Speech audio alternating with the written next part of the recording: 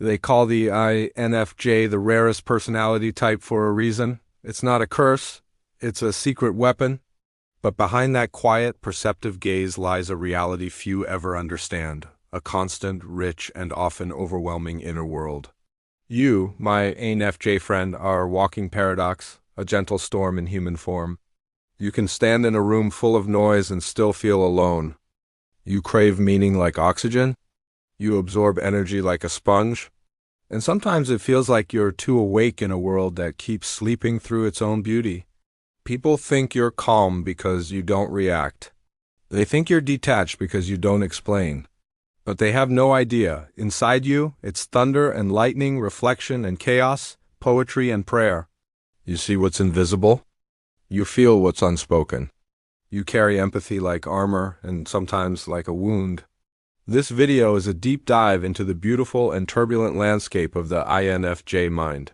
If you've ever been called too quiet, too sensitive, or too intense, if you've ever felt unseen while seeing everything, if your silence has ever been mistaken for apathy when it was really protection, this is for you. This isn't just a breakdown of traits. It's a love letter to the rare souls who live between the lines, those who hold galaxies in their hearts and keep them hidden behind calm eyes. Stay until the end because we'll walk through the storm together. And maybe by the time we're done, you'll stop calling your depth a burden and start calling it what it really is, a gift. Before we begin, tell me, my NFJ friend, have you ever felt that inner storm no one else could see?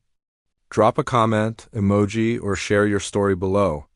I read every comment because people like you deserve to be understood. 1. Why the quietest person in the room is often processing the most. Let's get one thing straight. Your silence doesn't mean you have nothing to say. It means your mind is busy translating the world, every glance, tone, word, and energy into something meaningful. You don't just hear people, you read them. You track the emotional temperature of a room like it's second nature. When others are laughing, you're noticing who's forcing a smile. When someone says, "I'm fine," you hear the exhaustion in their voice, the quiet ache behind their eyes. You process so much in real time that your brain becomes both an observer and an interpreter. It's not that you don't want to speak. It's that you're still deciding if what you say will matter, because meaningless words, they feel like betrayal. Your quiet is not empty. It's your sanctuary, your sacred space of sorting.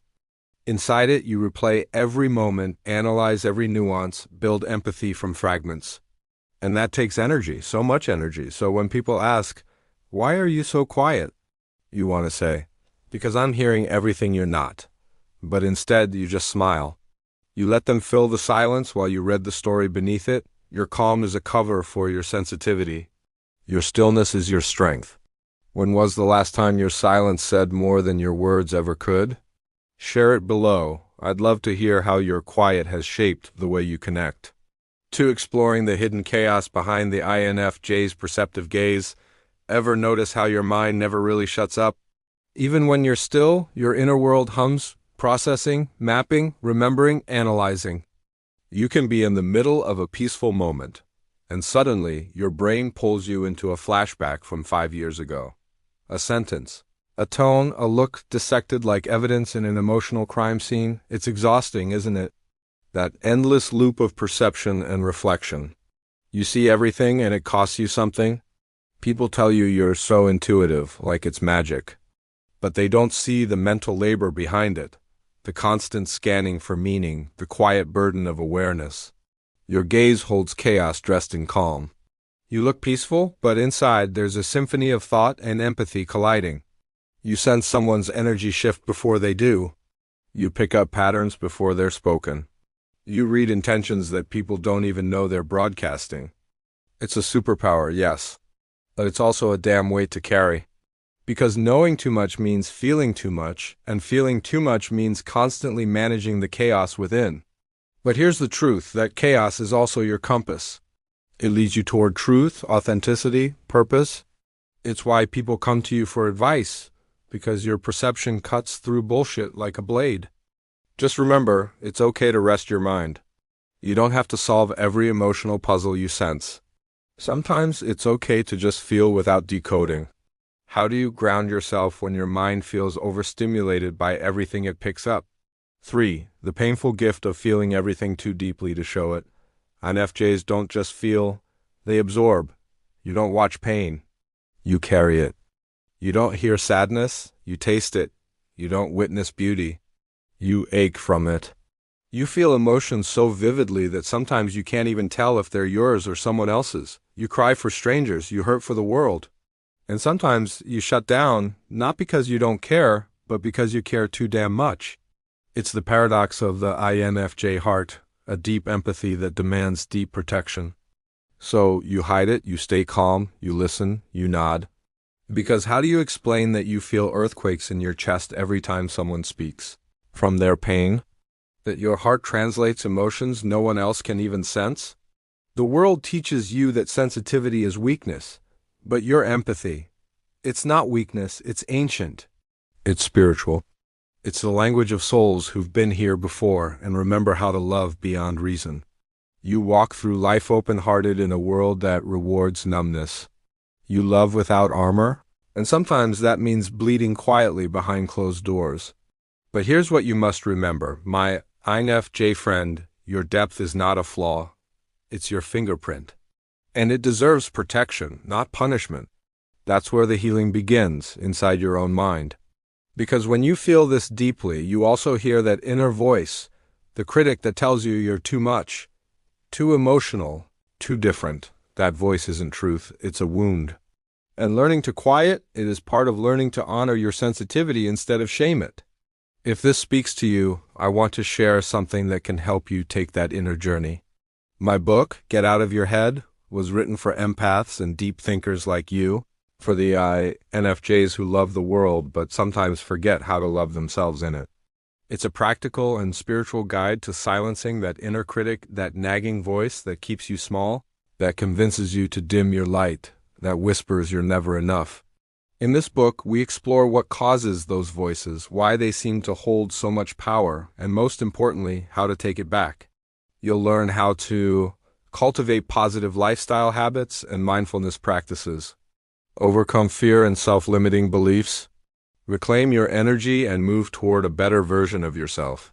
Because the truth is, you can change your entire life with a few intentional shifts in thought and self-trust. The book is available now on Amazon in paperback, Kindle, and audiobook formats. Get your copy now, the link is in the description below. And I wrote it with you in mind, the INFJ who feels everything too deeply to explain it. The one who's tired of fighting the voice inside that says, "You're too much, you're not too much." Let your quiet become power. You're exactly enough, just a little more awake than most. What emotion have you felt so deeply that words failed you? I'd love to hear your story. Share it in the comments. I read and reply to everyone, for they aren't indifferent. They are overwhelmed by what they feel. You've heard it before. You're so distant. You don't seem affected. You're hard to read. If only they knew. Your calm isn't detachment. It's containment. You don't freeze because you don't care. You freeze because your system is flooded. You're not unfeeling. You're overfeeling. You've built invisible walls not out of coldness but survival. Because if you felt every emotion at full volume, you'd drown in it. So you ration your energy. You observe before you engage. You withdraw before you explode.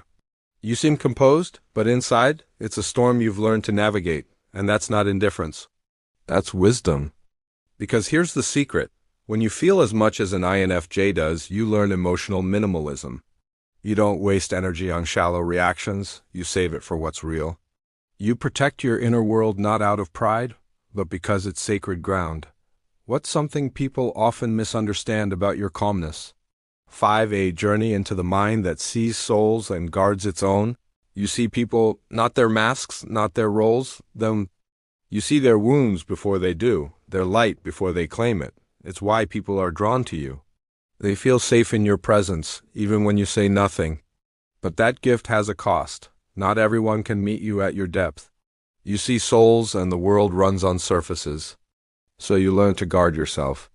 Not out of bitterness, but reverence.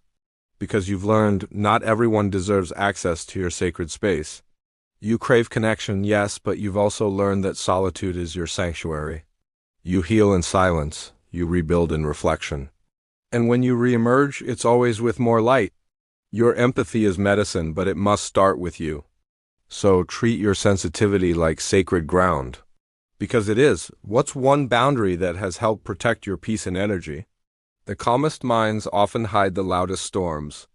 And you, my NFJ friend, are both the calm and the storm. You're not broken for feeling too much. You're not strange for needing solitude. You're not too quiet, you're tuned to a different frequency. The world may never fully understand what it means to live inside your mind, to feel oceans inside you while keeping your surface still, but that's okay. You weren't made to be understood by everyone. You were made to understand, and in doing so, bring light into places others can't reach. Your sensitivity is your wisdom, your empathy is your strength, your silence is your sanctuary. So honor your storm, let your quiet become power, let your depth become your art. And remember, the world needs souls like yours. Because while everyone else is speaking, you're listening. While others are chasing noise, you're building meaning. The INFJ mind isn't just rare, it's revolutionary. It's proof that calm and chaos can coexist. My INFJ friend, I'd love to hear your story. What part of this spoke to you the most? Leave your thoughts below. I read everyone. Your experience matters here. And if you felt seen today, hit subscribe, because this space was made for you.